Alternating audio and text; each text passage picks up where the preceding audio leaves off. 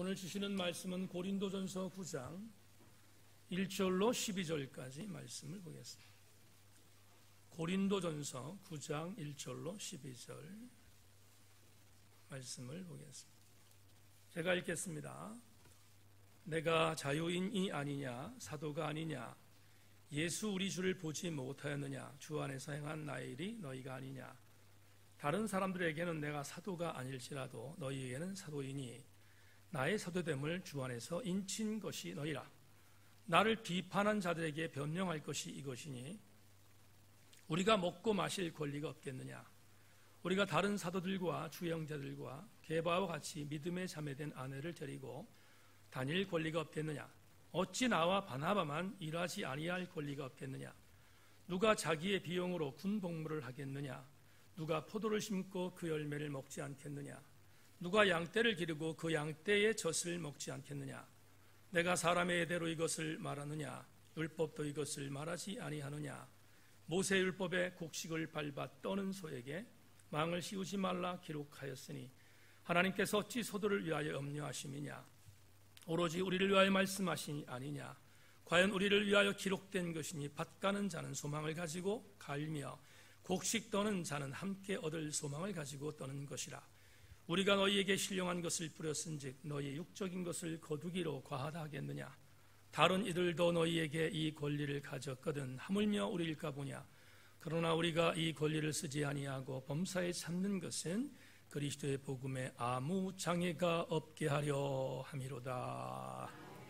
아멘. 자리에 앉겠습니다. 시선이란 찬양 하나님께 한번 드립시다.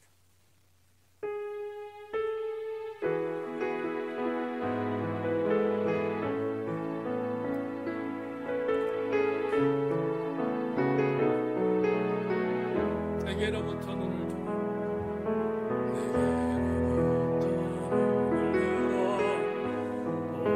시작할 때 주의 일을 보겠네.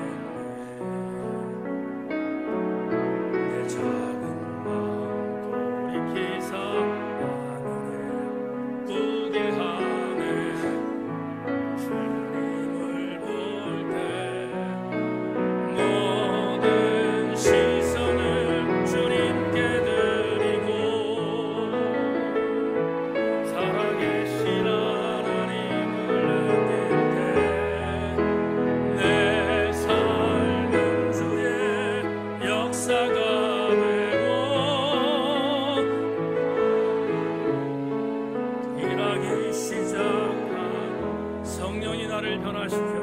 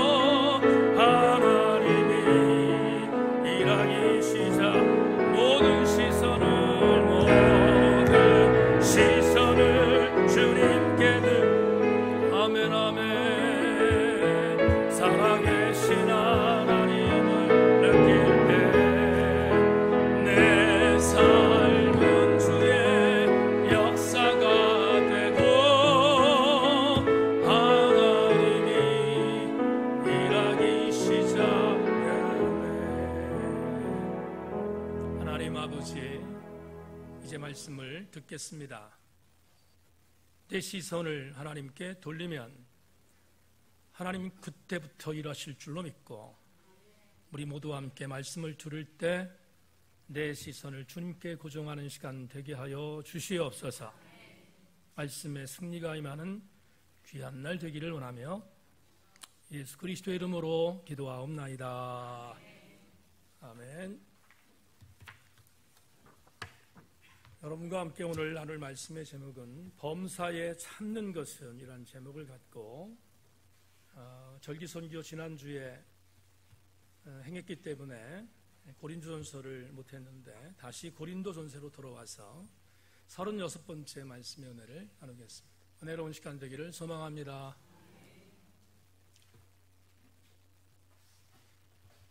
고 노무현 대통령 시대에 보건복지부 장관을 유임해서 정치인으로 활동하던 유시민 씨가 정치인을 마감하고 작가로 이제는 방송인으로 돌아와서 많은 사람들에게 적지 않은 영향을 미치고 있습니다.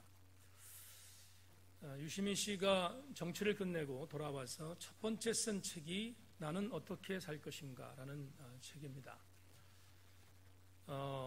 이 유시민 씨는 아시는 것처럼 무신론자이고 더불어서 그는 기독교에 대해서 반감을 갖고 있는 사람이기 때문에 유시민 씨가 갖고 있는 생각과 여러 가지 사상들이 목사로 사역하고 있는 저와 함께 갈 수 없는 부분이 있다는 것을 여러 각도에서 제가 느끼고 알고 있습니다.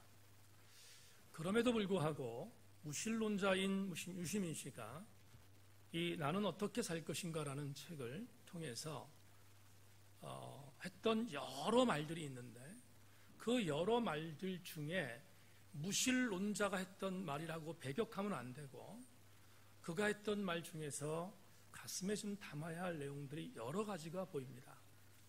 그런데 오늘은 여러분에게 이 책의 앞부분에 나오는 그가 남긴 한 말, 이 말이 오늘 설교를 여는데 도움이 될 것 같아서 소개하면서 말씀을 시작하겠습니다. 작가 유시민 씨가 나는 어떻게 살 것인가에서 이런 말을 했습니다. 성인은 되지 못하더라도 괴물은 되지 말자. 성인은 되지 못하더라도 괴물은 되지 말자. 이렇게 말했습니다. 곱씹어보면 버릴 말이 아닙니다. 불과 400만 원이라는 돈을 쓰기 위해서 한 가정의 평범한 아내, 평범한 엄마, 평범한 딸을 무참히 살해해버린 그 사람을 우리는 괴물이라고 부릅니다.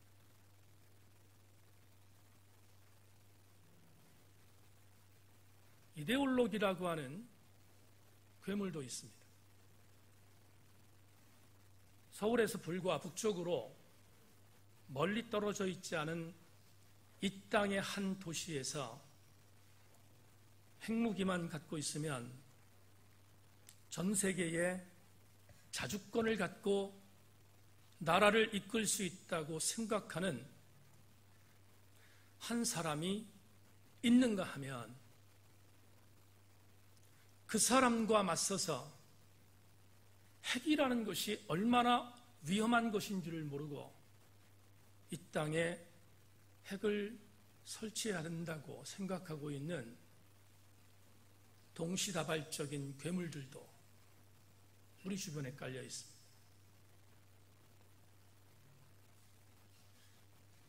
정치를 하는 사람들을 뭐라 할 수 없을 정도로 내 스스로의 자괴감이 있지만 가끔 정치하는 사람들의 정치를 보면서 느끼는 자괴감이 있습니다. 정치하기 전에 인격이 된 정치인이 되었으면 좋겠다. 막말 퍼레이드를 하는 정치인도 괴물입니다. 어디 이뿐인가? 사이코패스, 전집증 등등의 정신병적인 질환자들도 우리에게는 시한폭탄 같은 괴물입니다. 그러나 이런 사회적 관점의 괴물보다 더 끔찍한 괴물이 존재합니다. 주일 저녁 예배 때 고승우 전사님이 에베소 강해를 시작했습니다. 2주 동안 에베소 강해를 통해서 은혜를 나누고 있습니다. 부교육자가 주어진 공예배를 통하여 한 성경의 서신을 강해한다는 것은 쉽지 않은 것을 제가 부교육자 시절 때 이미 경험했기 때문에 고승우 전사의 압박이 나름대로 심할 것으로 알고 있습니다. 에베소 강해를 시작하기 전 고준사님이 저에게 와서 이렇게 말했습니다.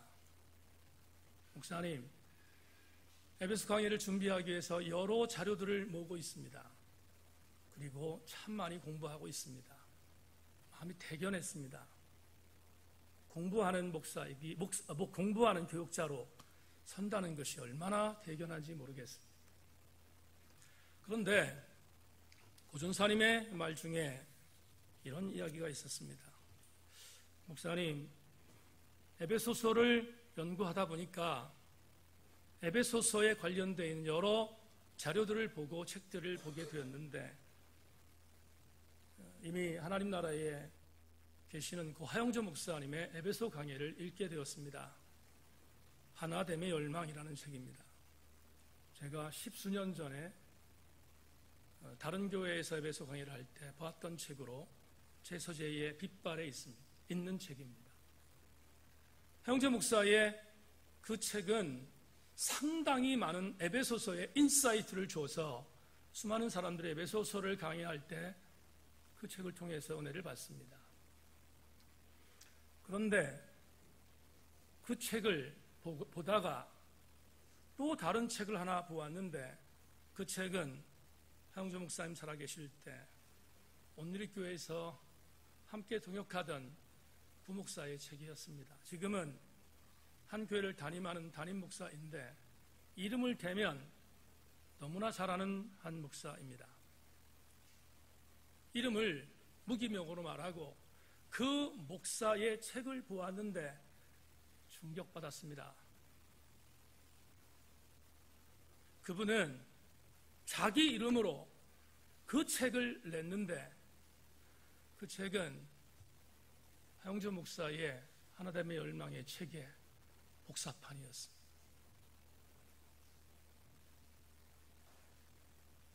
부교육자 시절 때 갖고 있는 지적인 부분에 있어서의 비루함 때문에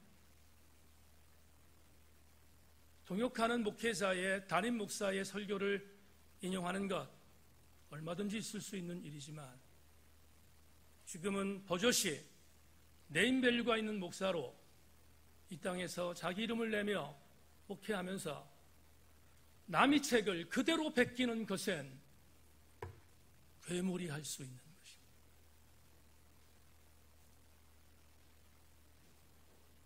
대형교회에 아들들이 부임했습니다. 대형교회 아들들에게 대물림을 하는 모든 일 가운데 함께 공통 분모로 말하는 것이 있습니다. 공정하다는 것입니다. 공정하지 않습니다. 이미 기울어진 게임이기 때문입니다. 왜 아들에게 본인의 교회를 물려주는가? 교회를 한 개인의 사유재물로 인정하는 괴물 근성이기 때문입니다.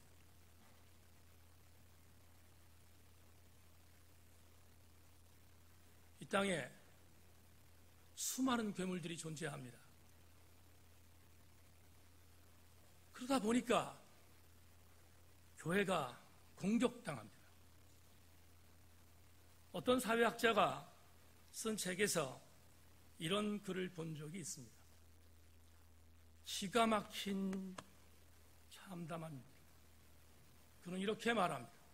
교회는 세상에서 함께 할 수 없는 금치산자들이 모인 집단이라.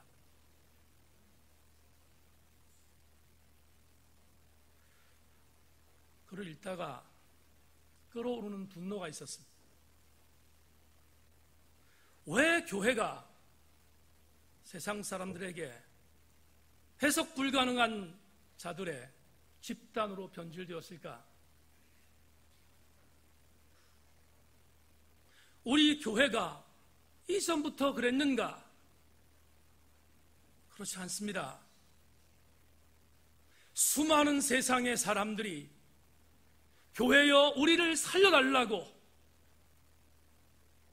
수많은 사람들이 몰려오던 그때가 불과 30년 전입니다. 그때는 교회에게 우리가 죽게 되었으니까 우리를 살려달라고 교회에 몰려오지 않았습니까? 그들이 왜 몰려왔는가? 이유는 교회에 법이 있었고 교회에 진리가 있었고 교회가 우리를 살릴 수 있는 유일한 보루임을 믿었기 때문입니다. 그러나 지금은 교회가 괴물이라고 치부되고 있습니다. 설교를 준비하다가 억울했습니다. 진짜로 우리 교회가 그런 교회인가? 진짜로 우리 교회가 정말로 그런 공격을 받기에 마땅한 교회인가를 생각해 보다가 조금은 억울했습니다. 그래서 내가 이렇게 공격하는 괴물과 맞서 싸워볼까? 생각도 해보았습니다. 그러나 성경을 연구하다가 오늘 바울의 본문을 보다가 웃었습니다. 피식 웃었습니다. 이유는 바울은 분노하고 있는 이 목사를 꼼짝 못하게 만드는 예수님 다음의 영적인 멘토였기 때문입니다. 제가 왜 꼼짝하지 못했는지를 지금부터 말씀드리겠습니다. 오늘 본문은 조금 의외입니다. 우리가 2주 전에 보았던 고린도서 8장에서 바울은 엘리트주의에 빠져있는 고린도 교회의 지식층에 있는 그리스도인들의 엘리트주의를 공격하면서 우상에게 드려진 제물을 먹는 그것 때문에 나약한 자들이 시험을 받으면 먹지 말라는 담론으로 그들을 변호했습니다. 다시 말하면 고린도서 8장은 우상에게 드린 제물에 대한 담론 이야기인 것을 우리는 이미 공부했습니다. 나중에 보겠지만 오늘 본문 9장을 넘어서서 10장으로 넘어가면 10장은 다시 우상 제물에 대한 신학적 토론들이 기록되어 있습니다. 그렇다면 8장과 10장은 연결된다는 의미입니다. 그러나 오늘 본문 9장은 아주 생뚱맞습니다.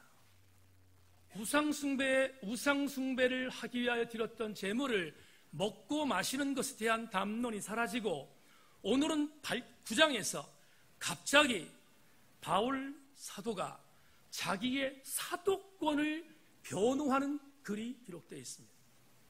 너무 생뚱맞지 않습니까? 우상에게 드렸던 제물의 담론이 갑자기 사도권 변호로 바뀌었으면 문맥이 많지 않기 때문에 그렇습니다.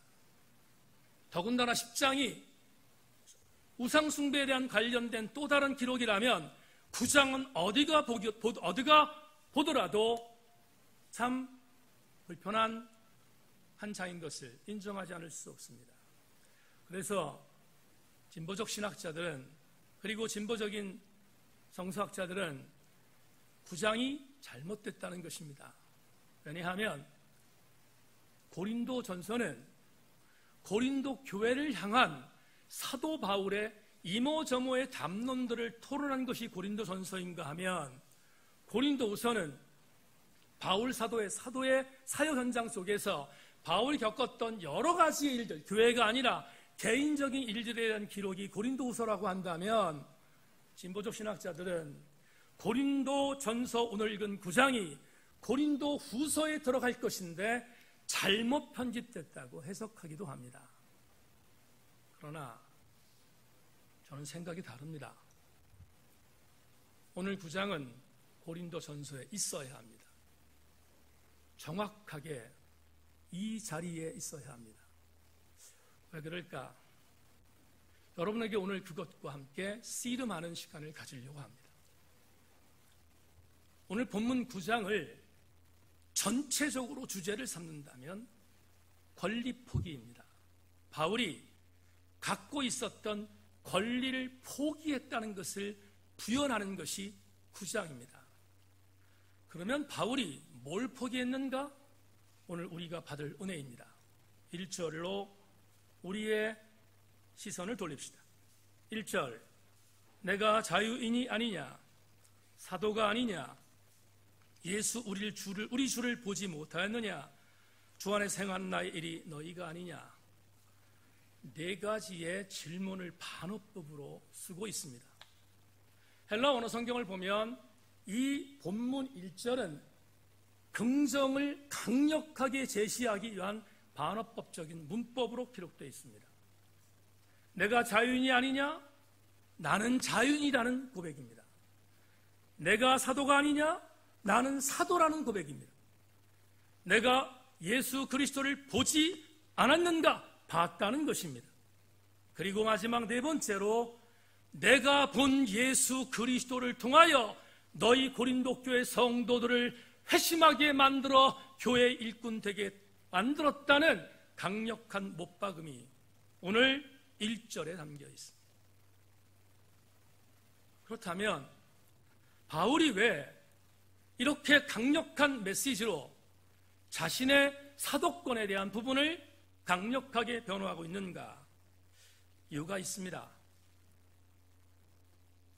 그 이유를 세종대학교 교양학부의 교수로 있는 김판임 교수의 책에서 여러분에게 답을 제시하겠습니다.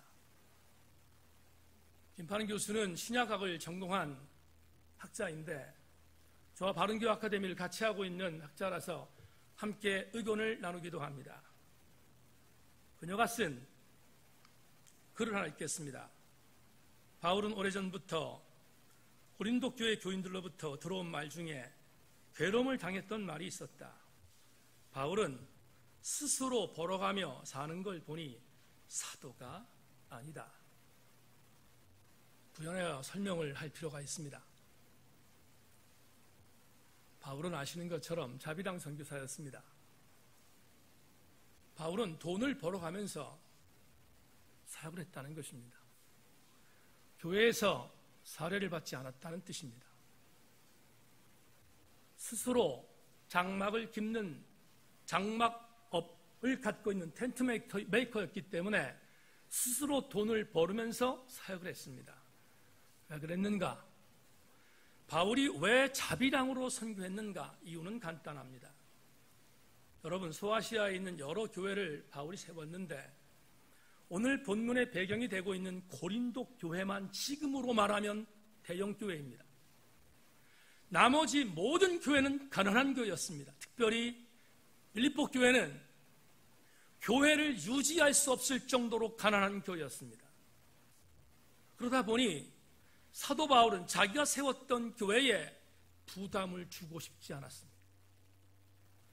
그는 곳곳마다 돌아다니면서 하나님 말씀을 증거하고 교회를 세웠지만 그 교회의 경제적인 부담을 주지 않기 위하여 자비랑 사역을 한 것입니다.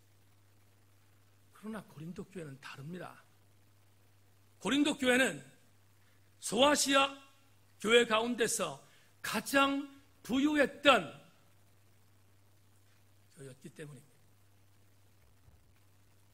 그런데 이런 사도 바울의 나름대로 교회를 사랑하는 교회 사랑의 근거를 깡그리 무시하고 고린도 교회의 엘리트 지식층에 있는 사람들이 이렇게 말합니다. 저 바울이 교회에서 사례비를 받지 않고 스스로 일을 하는 걸 보니 사도가 아니라는 것입니다.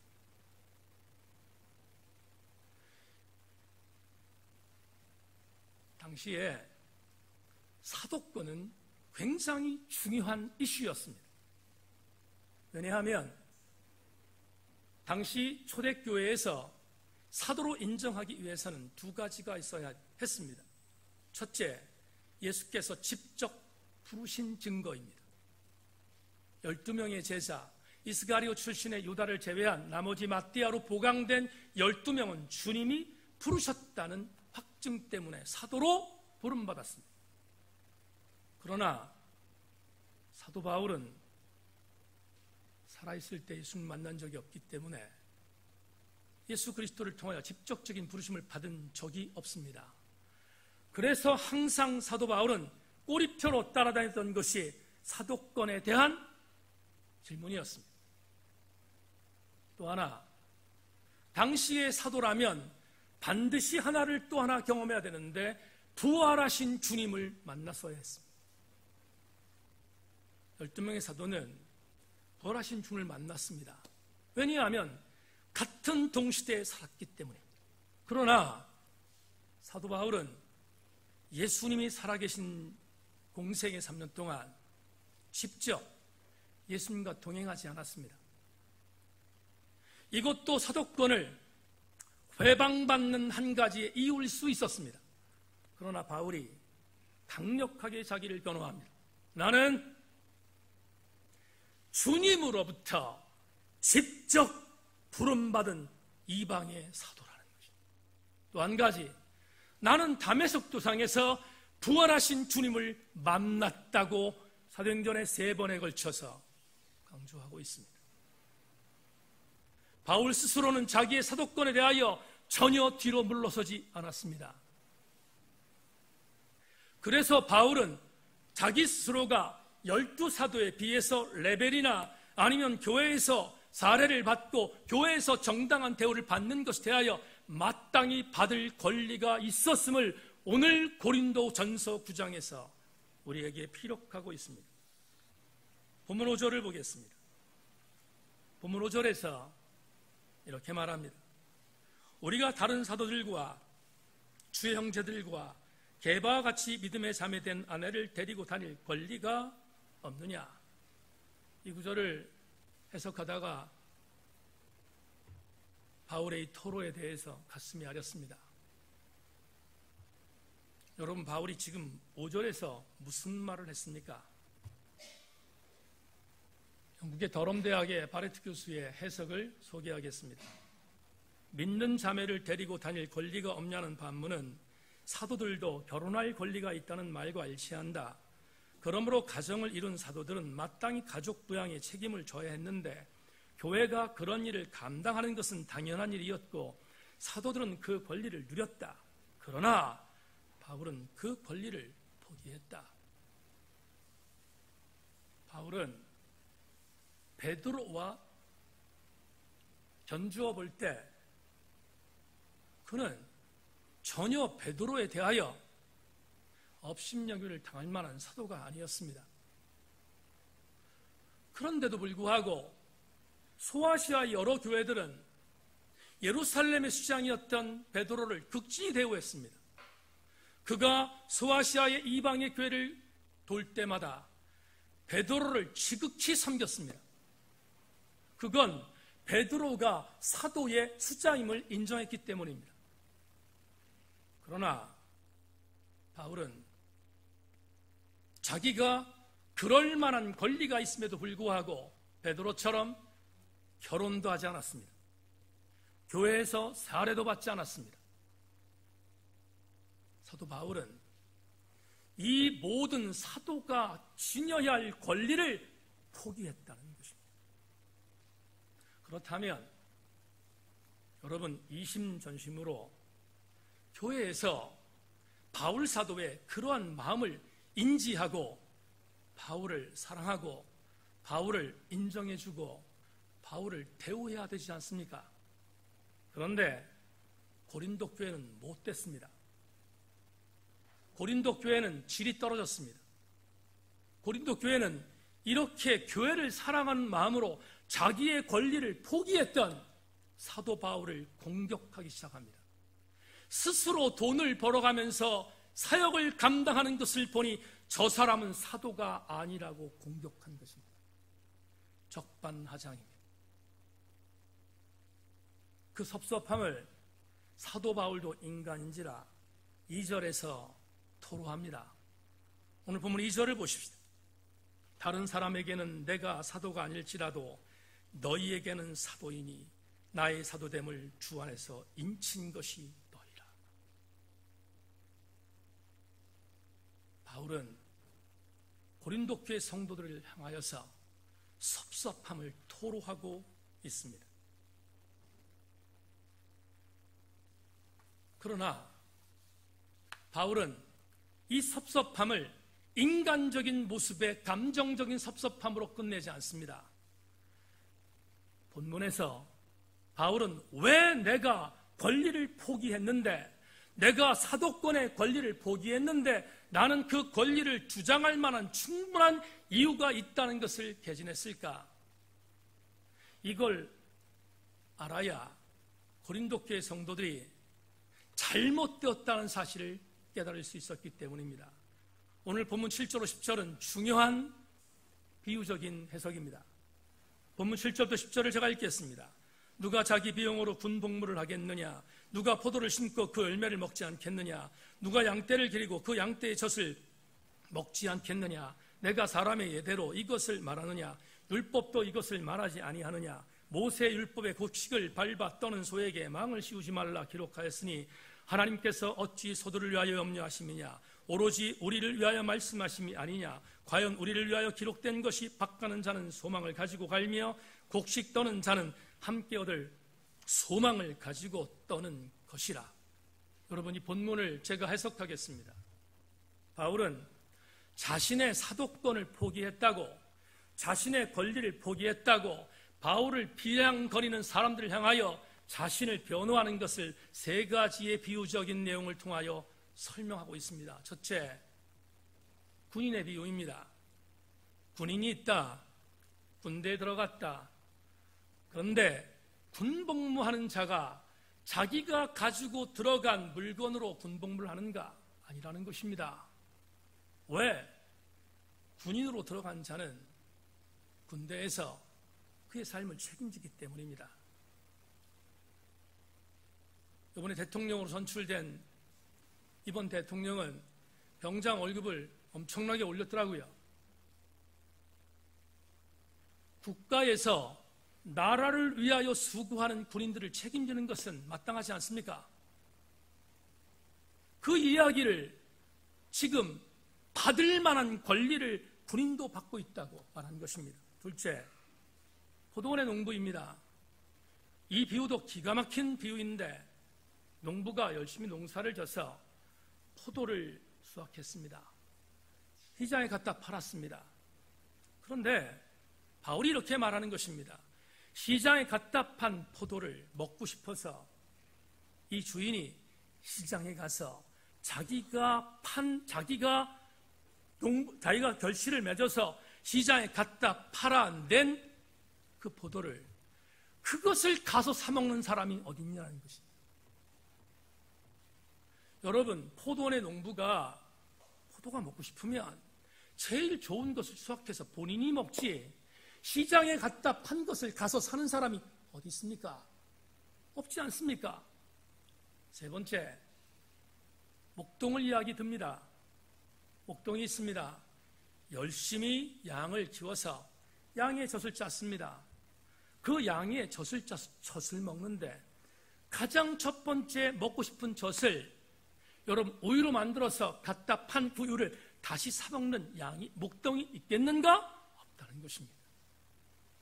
목자는 자기가 키운 양의 젖을 짜서 가장 좋은 것을 먼저 먹을 권리가 있다는 것입니다. 이것은 비유적인 알레고리칼한 비유입니다. 권리를 주장할 만한 사도 바울의 권리를 방증하고 있는 것입니다. 그런데 앞권은 그래도 성경적인 지지입니다. 바울이 자기가 권리를 주장할 만한 성경적인 내용을 신명기 율법을 통하여 보고하고 있습니다. 여러분, 이스라엘 신앙 공동체의 지금의 이스라엘 백성들도 토라 중에서 가장 중요시 여기는 것을 신명기로 생각하고 있습니다. 신명기서는 이스라엘의 헌법입니다. 얼마나 중요하게 여기는지 모릅니다. 지금 유대인들의 초등학교 어린이부터 시작하여 많은 유대인들은 신명기서를 외우고 있습니다. 왜냐하면 신명기서는 이스라엘의 헌법이기 때문에 그렇습니다. 그런데 당시 엘리트주의에 빠져있는 고린도 교회 크리스천들 그리고 유대인들 그들이 사랑하는 책 신명기를 통하여 이렇게 말합니다. 신명기 25장 4절 곡식 떠는 소에게 망을 씌우지 말지니라. 유진 피터스는 더 쉽게 번역했습니다. 타자길 아는 소의 입에 망을 씌우지 마십시오. 일하는 자를 못되게 굴지 말라는 것입니다. 일하는 자에게 마땅한 싹을 주는 것은 당연하다는 것입니다. 그런데 바울이 왜 이 비유를 했습니까? 이유가 뭡니까? 바울이 이 비유를 한 것은 나는 마땅히 사도로서의 권리를 주장하고 그 권리에 상하는 것을 받을 만한 충분한 사람이지만 포기했다는 것입니다. 받지 않고 포기했다는 것입니다. 그렇다면 이런 질문이 가능합니다. 바울이 자기가 받을 권리를 포기한 것이 무엇 때문입니까? 바울이 바보입니까? 바울이 자기의 밥을 찾지 못할 정도로 무식한 자였습니까? 바울이 자기의 권리를 포기한 이후 그에게 있었던 비극이 뭡니까? 하나님이 사도로서의 권리를 포기했으니까 하나님이 갚아주셔야 되는데 하나님이 갚는 건 고사하고 바울에게 임했던 고통이 뭔지 아십니까? 고린도후서는 바울이 권리를 포기한 뒤에 그가 당했던 고난을 이렇게 표시하고 있습니다. 그들이 그리스도의 일꾼이냐? 정신없는 말을 하거니와 나는 더욱 그러하도다. 내가 수고를 넘치도록 하고 옥에 갇히기도 더 많이 하고 매도 수없이 맞고 여러 번 죽을 뻔하였으니 유대인들에게 40에 하나 감한 매를 5번 맞았으며 3번 태장으로 맞고 1번 돌로 맞고 3번 파손하고 일주일을 깊은 바다에서 지냈으며 여러 번 여행하면서 강의 위험과 강도의 위험과 동족의 위험과 이방인의 위험과 신의 위험과 광야의 위험과 바다의 위험과 거짓 형제 중에 위험을 당하고 또 수고하고 애쓰고 여러 번 자지 못하고 줄이고 목마르고 여러 번 굶고 춥고 헐벗었노라. 바울에게 임한 것이 여러분 축복이었습니까? 권리를 포기하고 나서 자기의 권리를 포기하고 그에게 임했던 것은 세상 사람보다 못한 아픔들이었습니다. 그렇다면 다시 질문합니다. 바울이 자기의 권리를 포기한 것이 바보 천치했기 때문에 포기했는가? 그렇습니까? 우리는 잘 압니다. 바울 사도가 신약성경에 13개의 책을 썼다는 것을 압니다. 우리는 잘 압니다. 바울이 신약성경의 3분의 1을 해당되는 하나님 말씀을 저술한 똑똑한 인물이라는 사실을 압니다. 바울이 그렇다면 무식한 사람이었을까? 그렇지 않습니다. 바울은 당대 최고의 가문이었던 율법가물 가마리엘 문화에서 수확한 수저였습니다. 그렇다면 이는 불순분자였습니까? 출신성문이 안 좋은 자였습니까? 아닙니다. 신라 시대로 말하면 이는 진골이었고 성골이었습니다. 그는 나면서부터 로마의 시민권을 갖고 있었던 출신 성분도 괜찮은 자였습니다. 그런데 왜 바울이 자기의 권리를 포기했느냐 이 말입니다. 무엇 때문에 포기했느냐 이 말입니다. 고린도후서 11장에서 말한 이 엄청난 고난을 당할 것을 알면서도 왜 바울은 자기의 권리를 포기했는가? 설교를 이제 마무리할 수 있는 단계에 왔습니다. 지금까지 질문을 제시한 이 질문의 답이 본문 마지막 절 12절에 기록되어 있습니다. 12절을 제가 읽겠습니다. 다른 이들도 너희에게 이런 권리를 가졌거든 하물며 우리일까 보냐. 그러나 우리가 이 권리를 쓰지 하냐. 쓰지 아니하고 범사에 참는 것은 그리스도의 복음에 아무 장애가 없게 하려 함이로다. 설교 준비하다가 교회를 공격하는 괴물들에게 분노스러웠고, 나도 저 괴물과 맞서 싸울까 생각하다가 12절에서 무너졌습니다. 바울이 그 수모를 당하면서까지 그가 자기의 권리를 포기한 이유는 12절에서 이렇게 말합니다. 복음의 장애를 받지 않기 위함이라.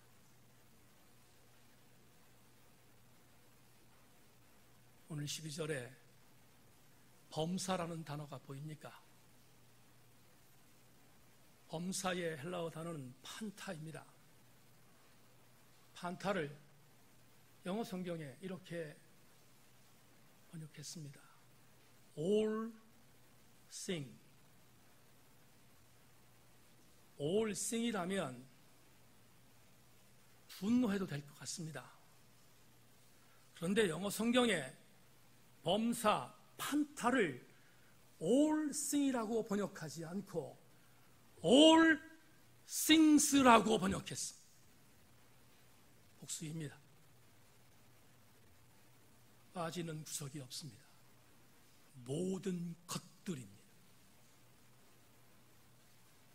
모든 것들, 그게 판타입니다. 또 한 가지 중요한 단어가 있습니다. 참는다라는 단어입니다. 우리나라 번역 성경에는 참는다라고 되어 있지만 원어에는 지붕을 덮는다고 표현되어 있습니다. 여러분, 오늘같이 비가 많이 오는 날 지붕에서 누수가 되면 한 곳을 찾지 않습니다. 완전한 것은 지붕을 덮는 것입니다. 괴물들이 교회를 공격하는 시대에 왜 그들의 잘못과 왜 그들의 불합리와 왜 그들의 편법에 대하여 항의할 수 없겠습니까? 충분히 할 수 있습니다.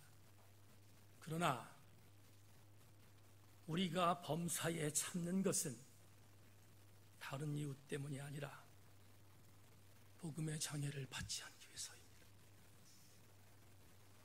사도 바울은 그 수모를 당했지만 그 수모를 당한 그것을 이길 수 있었던 이유는 그가 갈라디아서 1장 10절에서 이미 보고했던, 선포했던 신앙 때문이었습니다. 바울은 이렇게 말합니다. 이제 내가 사람들에게 좋게 하랴, 하나님께 좋게 하랴, 사람들에게 기쁨을 구하랴, 내가 지금까지 사람들의 기쁨을 구하였다면 그리스도의 종이 아니니라. 바울은 충분히 항의할 수 있었던 지적 능력의 사람이었지만 그가 전했던 복음의 장애가 되지 않도록 하기 위하여 그는 all things, 범사에 스테고 참은 것입니다. 지난 주간에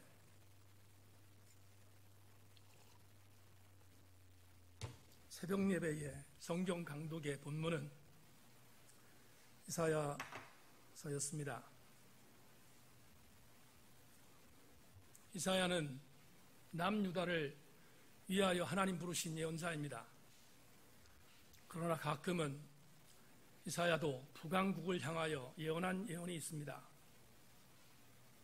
지난주에 새벽 예배 시간에 저에게 벼락같이 왔던 이사야 30장은 남유다를 향해서 예언한 이사야 예언이 아니라 북왕국 이스라엘 향하여 예언한 예언입니다. 특별히 이사야 30장은 주전 726년, 다시 말하면 북왕국 이스라엘이 멸망당하기 4년 전을 배경으로 하고 있습니다. 북왕국 이스라엘 왕 호세아는 아수르에게 조공을 바치며 살았습니다. 나라가 연약했기 때문입니다. 그런데 이사야가 하나님의 신탁을 받고 아수르에게 그렇게 하는 것이 이스라엘이 살만한 유일한 이유다, 그렇게 지지합니다. 그런데 호세아가 마음이 바뀌었습니다. 마음이 바뀌어서 내가 아수르에게 조공을 바치느니 애굽과 연합하여 저 아수르와 싸워서 이기겠다고 판단한 것입니다. 그래서 애굽과 동맹을 맺습니다. 예언자 이사야가 이렇게 말합니다.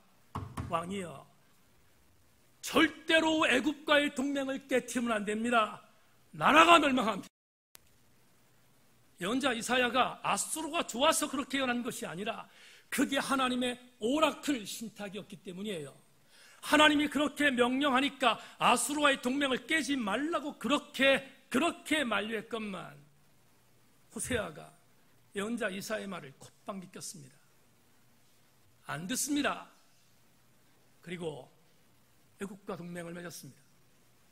아니나 다를까 아수르는 애굽과의 전쟁을 전하여 애굽을 물러가게 만들었습니다. 도간의 든지가 된 이스라엘 4년 만에 멸망했습니다. 그런데 이때 이 상황, 이 기가 막힌 상황을 하나님께서 예언자 이사야에게 이렇게 당부합니다. 이사야야, 이 상황을 글로 기록하라는 것입니다. 글로 기록하여 남기라는 것입니다. 왜냐하면 후대에 호세아 시대에 이 비극이 있었다는 것을 그들에게 알려야 한다는 것입니다. 그게 지난주 새벽에 이 목사에게 벼락같이 왔던 이사야 예언서 30장 8절로 11절입니다. 이제 가서 백성 앞에서 서판에 기록하며 책에 써서 후세에 영원히 있게 하라. 대저희는 패역한 백성이요 거짓말하는 자식들이요 여호와의 법을 듣기 싫어하는 자식들이라. 그들이 선견자들에게 이르기를 선견하지 말라. 선지자들에게 이르기를 우리에게 바른 것을 보이지 말라. 우리에게 부드러운 말을 하라. 거짓된 것을 보이라. 너희는 바른 길을 버리고 첩경에서 돌이키라. 이스라엘의 거룩하신 일을 우리 앞에서 떠나시게 하려 하는도다. 여러분, 소름 끼치지 않습니까? 예언자 이사야가 호세에게 하나님 말씀을 들으라고 명령했는데 도리어 호세아는 예언자 이사야에게 이렇게 압박합니다. 어떻게? 여호와의 법을 말하지 말라는 것입니다. 선견자의 선견을 하지 말라는 것입니다. 선지자의 참담한 것은 도리어 된 것을 보이, 심지어 바른 것을 버리라고 압박합니다. 그런데 이사야 30장 마지막 절에서 이 비극의 궁극이 뭐였습니까? 하나님을 우리 앞에서, 오늘 우리가 살고 있는 시대의 괴물은 다른 것이 아니라 하나님 앞에서 하나님의 관심에 대하여 무관심한 것, 오로지 내가 하나님의 시각에 들어가는 것이 아니라 하나님의 시각이 내 시각으로 들어오도록 만드는 것, 여러분, 그것이 바로 괴물이 아닙니까? 에릭 프롬을 아십니까? 정신분석학자입니다. 신학교 다닐 때 이분이 쓴 소유나 존재냐라는 책은 저에게 많은 감동을 주었던 기억이 있습니다. 물론 에릭 프롬은 그리스도인이 아니지만 그가 썼던 존재냐 소유냐라는 책은 지금도 저에게 많은 감동을 줍니다. 그런데 그가 쓴 또 하나의 걸작 중에 자유로부터의 도피라는 유명한 책이 있습니다. 그 책에서 불가지론자였던 에릭 프롬이 에덴 동산에 추방된 아담과 하와의 사건을 아주 기가 막히게 묘사했습니다. 여러분, 마지막으로 집중해 주시기를 부탁합니다. 하나님은 남자와 여자 그리고 인간과 자연 사이에 전쟁을 선포하셨다. 에덴 동산의 추방을 말하는 것입니다. 인간은 개인이 됨으로써 자연으로부터 분리된 인간이 되는 첫걸음을 내디뎠다. 에릭 프롬의 이 글은 인간이 독립하는 첫 번째 사건을 에덴 동산의 추방으로 봤습니다. 다른 말로 표현하면 에덴 동산의 추방을 비극으로 본 것이 아니라 인간이 인간 되도록 만드는 가장 적절한 것으로 보았다는 것입니다. 에릭 프롬만의 통찰입니다. 그런데 아무리 위대한 철학자이고 정신분석학자인다 할지라도 저는 이 글을 읽다가 동의하지 않았습니다. 왜 동의하지 않았는가? 에릭 프롬은 인간이 에덴 동산에 추방되는 순간 인간으로서의 비로소의 첫 발을 디뎠다고 말했지만 저는 이것을 보았기 때문입니다. 에덴 동산에서 추방된 그 순간 인간은 독립했을지 모르지만 그때부터 그 인간은 괴물로 바뀌었습니다. 사랑하는 교우 여러분, 오늘 여러분에게 질문하는 테마를 교훈으로 삼고 설교를 마치겠습니다. 이상의 고린도전서 9장을 통한 강해를 통해서 우리가 오늘 하나님께 물어야 하는 것이 있습니다. 오늘 우리가 교훈으로 삼아야 하는 것이 있습니다. 이것입니다. 내 시각입니까? 하나님의 시각입니까? 만에 하나 내 시각이 하나님의 시각을 짓누른다면 그건 괴물입니다. 반대로 하나님의 시각이 내 시각을 잠식하여 하나님의 시각으로 하나님을 바라볼 때 비로소 하나님이 일하심을 믿고 하나님의 시각이 내 시각을 잠식하는 아름다운 은혜가 저와 여러분이 되어야 되지 않겠습니까? 말씀 맺겠습니다. 설교가 딱딱해서 마지막 웃는 얘기 하나 하겠습니다. 지난주에 저희 집에 아주 귀한 손님이 내려왔습니다. 아들입니다. 얼마나 귀한지 빨리 갔으면 너무 좋았는데 2박 3일을 버텼습니다. 내려온 그 다음날 너무 더웠습니다. 그래서 아내 수고도 덜어줄 겸해서 시내 모처에 있는 아주 잘한다는 막국수 집에 찾아갔습니다. 그때 끼니를 먹을 시간이 조금 지났기 때문에 손님들이 별로 없었습니다. 그런데 저와 아내와 강직전사와 아들과 4명이 가서 식사를 하고 이제 돈을 지불하고 나오려고 하는데 마침 그 가게에 우리 시온이하고 거의 비슷한 정도의 연배의 아들 하나가 거기서 아장아장 걷는 것을 봤습니다. 얼마나 이쁜지 너무 이쁘더라고요. 요새 왜 그런 애들 보면 이렇게 이쁜지 모르겠어요. 너무 이쁘더라고요. 그래서 제가 제일 먼저 얘기했습니다. 이름 모르지만 아저씨한테 와라. 여러분 제가 아저씨라고 했습니다. 할아버지라고 안 했어요. 아저씨한테 와라 그렇게 말했습니다. 그랬더니 이놈이 쭈삣쭈삣해요. 그러다 보니까 아내하고 강직전사가 우리한테 와라 이렇게 말했습니다. 우리한테 오라고 하는데 거기도 안 가요 얘가. 근데 귀한 손님이 이렇게 말했습니다. 나한테는 오지 마. 나한테는 오지 말라고 그랬습니다. 놀라운 일이 벌어졌습니다. 그놈이 아들한테 가는 거예요. 아들한테. 그래서 이게 참 이상하지 않습니까? 오라는 사람한테는 안 가고 오지 말라는 사람한테 가니까 이상하잖아요. 그래서 참 이상하다 하는 마음을 갖고 있다가 조만간 그 이유를 알게 됐습니다.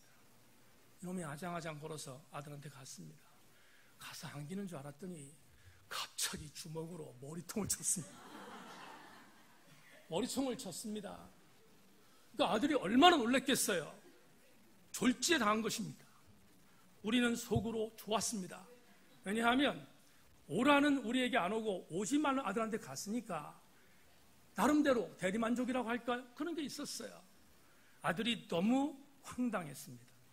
근데 자기를 때렸다고 그 아들한테 싸우면 이상하잖아요. 그래서 꼼짝없이 당했습니다. 그리고 돈을 지불하고 나왔습니다. 여러분, 아들 입장에서 볼 때 조금 억울할 수 있습니다. 오지 말라고 한 죄는 있지만 그래도 머리통을 맞을 만한 죄는 아니잖아요. 생각했습니다. 여러분, 애교스러운 억울함 있을 수 있습니다. 그런데 우리가 살아가는 동안에 억울함이 어디 이뿐이겠습니까? 예수 그리스도인답게 삶으로 인하여 당하는 억울함, 내가 예수 그리스도인으로서 타협하지 않는 삶, 그것 때문에 당하는 억울함, 속상하더라도 오늘 바울의 권면을 받으십시다. 억울하지만 참아야 할 이유는 항거할 힘이 없어서가 아니라 복음 때문입니다. 복음이 편만하게 우리 세인교회와 한국교회를 통하여 증거되는 것은 중단되어서는 안 되는 것입니다. 모쪼록 저와 여러분 모두가 모든 것을 참는 것은 그 참음이 하나님의 시각으로 들어갈 때 가능함을 명심하고 우리 모든 성도들마다 이 은혜가 있기를 주의 이름으로 축원합니다. 기도합니다. 하나님 감사합니다. 오늘 말씀을 통하여 은혜를 나누었습니다. 사도 바울은 자기의 권리를 포기했던 이유가 그가 사도가 아니었기 때문이 아니라 복음이 장애가 되지 않도록 만들기 위하였음을 오늘 본문을 통하여 나누었습니다. 하나님 아버지, 세속적인 괴물들이 엄습합니다. 좀비와 같은 괴물들이 엄습하고 있는 이때 말씀을 거부하며 말씀의 은혜 안에 있기를 거부하는 시대, 우리 모든 성도들 복음의 사람들 되어져서 하나님의 시각으로 살게 하여 주시옵소서. 하나님, 우리를 하나님의 장중 안에 붙잡아 주시옵소서. 감사드리오며 예수님의 이름으로 기도하옵나이다.